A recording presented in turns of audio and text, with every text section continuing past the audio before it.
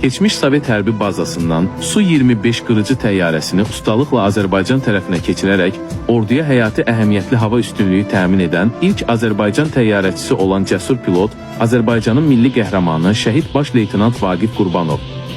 Baş leytenant Vaqif Qurbanov və Azərbaycanlı hərbçilər 92-ci ildə Stalçay aerodromundan Su-25 qırıcısını Azərbaycana gətirərək milli hərbi hava qüvvələrinin əsasını qoydular.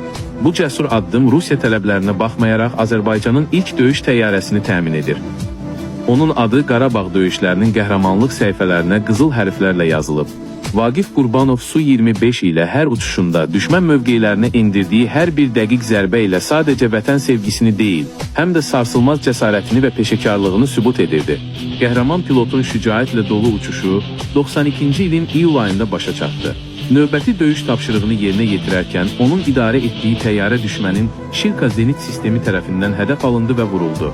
Baş leytenant Qurbanov katapultdan istifadə edərək təyyarədən çıxmağa nail olsa da, düşdüyü ərazidə düşmən tərəfindən yerdən açılan atəşlə şəhidlik zirvəsinə yüksəldi. Baş leytenant Vaqif Qurbanovun misilsiz xidmətləri və böyük qəhrəmanlığı şəhadətindən 33 il sonra 2025-ci ildə Azərbaycanın milli qəhrəmanı adı ilə əbədiləşdirildi. Onun ruhu və adı vətənimizin səmalarında əbədi yaşayır.